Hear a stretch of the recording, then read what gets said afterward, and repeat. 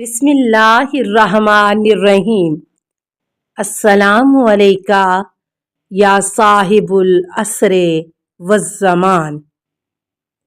سوال: ایک مرفوع حدیث میں علی بن معبد کہتے ہیں حبابہ و البیہا حضرت امام محمد باقر علیہ السلام کی خدمت میں حاضر ہوئیں تو آپ علیہ السلام نے فرمایا، اے حبابہ، ایک عرصے سے آپ کو نہیں دیکھا۔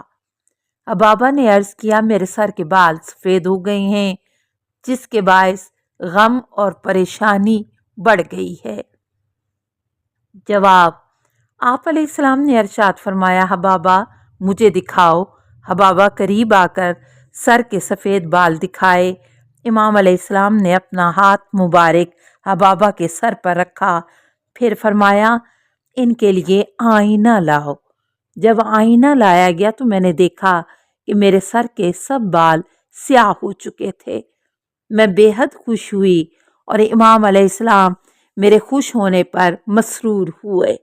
سوال: محمد بن مسلم کہتے ہیں کہ میں امام محمد باقر علیہ السلام کی خدمت میں تھا کہ اچانک دو کبوتر اترے اور انہوں نے اپنی زبان میں گفتگو شروع کی تو امام محمد باقر علیہ السلام نے ان کا جواب بیان کیا۔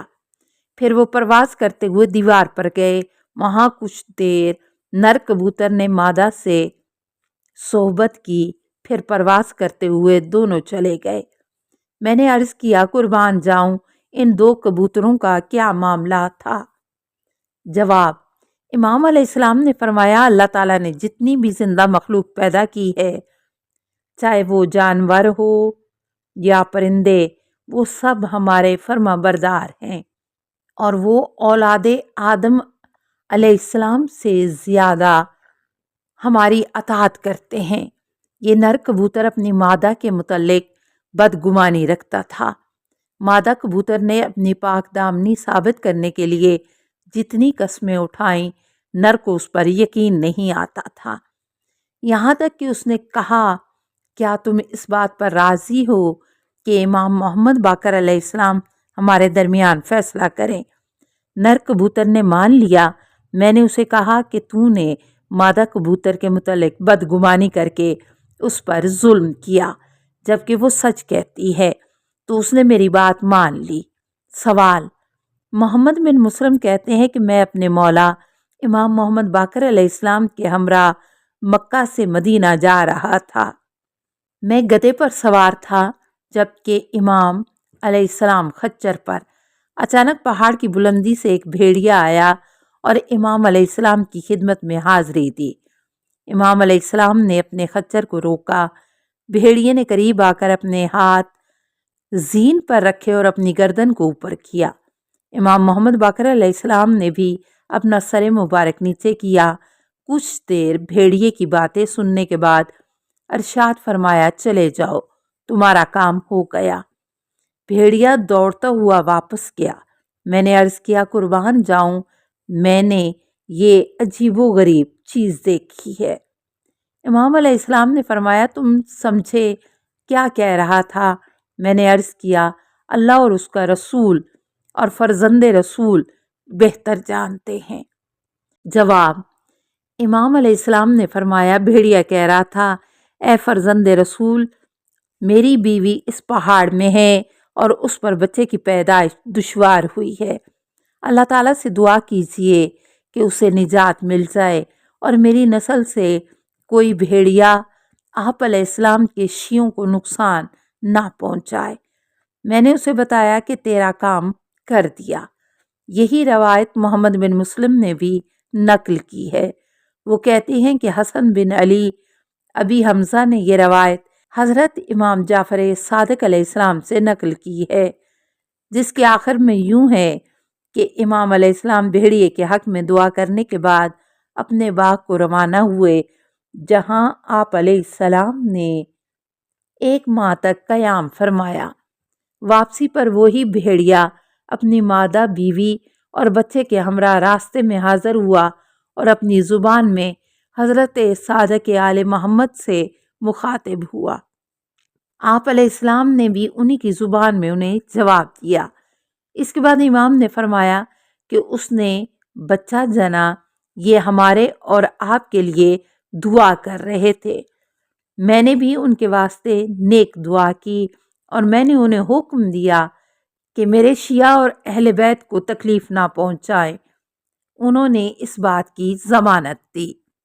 سوال: جابر کہتے ہیں کہ میں نے حضرت امام محمد باقر علیہ السلام کی خدمت میں حاضر ہو کر عرض کیا کہ کیا میں ضرورت مند ہوں، میری مدد کیجیے۔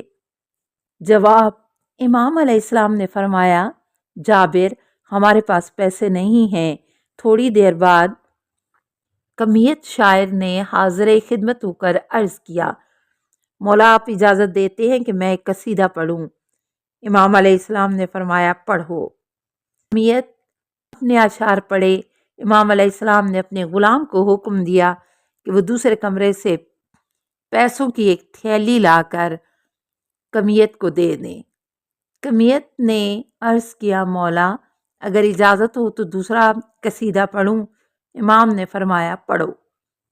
شاعر نے قصیدہ پڑھا۔ امام علیہ السلام نے دوبارہ غلام کو حکم دیا اور وہ پیسوں سے بھری تھیلی لے آیا جو اس نے شاعر کے حوالے کی۔ کمیت نے عرض کیا کہ آقا اجازت ہو تو تیسرا قصیدہ پڑھوں؟ امام علیہ السلام نے فرمایا، پڑھو۔ کمیت نے قصیدہ پڑھا ہے۔ غلام نے ایک مرتبہ پھر امام علیہ السلام کے حکم پر دوسرے کمرے سے پیسوں کی تھیلی لا کر شاعر کے حوالے کر دی۔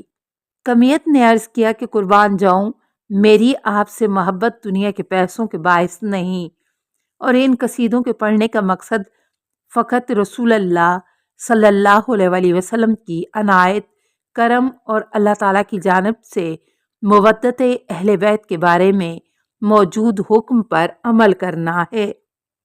امام محمد باقر علیہ السلام نے ان کے لیے دعا کی اور غلام سے فرمایا، یہ تھیلیاں واپس اسی جگہ رکھ دو۔ جابر کہتا ہے کہ میں نے دل ہی دل میں سوچا کہ امام نے مجھے فرمایا تھا کہ میرے پاس ایک درہم بھی نہیں، جبکہ ابھی ابھی 30,000 درہم انہوں نے کمیت کو دیے۔ کمیت اپنی جگہ سے اٹھے اور رخصت ہو کر چلے گئے۔ میں نے عرض کیا، قربان جاؤں، آپ نے تو فرمایا تھا میرے پاس ایک درہم بھی نہیں، جبکہ اس کے بعد آپ نے شاعر کو 30,000 درہم دیے۔ امام علیہ السلام نے فرمایا، جابر اٹھو اور جا کر اس کمرے کو دیکھو۔ جابر نے دوسرے کمرے میں جا کر دیکھا تو وہاں کچھ نہیں تھا اور وہ واپس آیا۔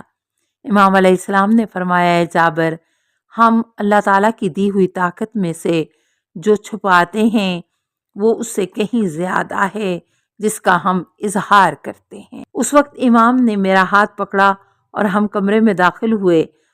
آپ علیہ السلام نے اپنا پیر مبارک زمین پر مارا تو اونٹ کے گردن کی طرح سونے کا ذخیرہ باہر نکلا۔ امام علیہ السلام نے فرمایا، جابر، اسے دیکھو اور کسی پر یہ راز فاش نہ کرو سوائے قابل اعتماد دوستوں کے۔ اللہ تعالیٰ نے ہمیں یہ طاقت دی ہے کہ ہم زمین کی مہار پکڑ کر جہاں چاہیں اسے لے جائیں۔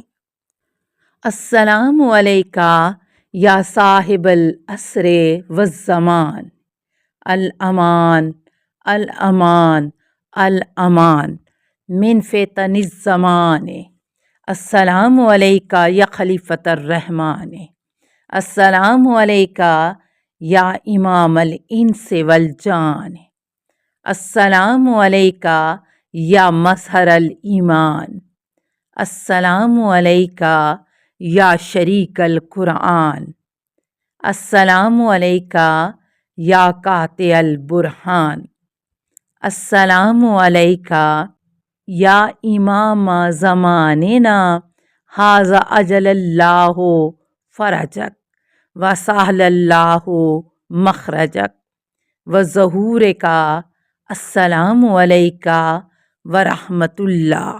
اللہم صلی علی محمد و آل محمد۔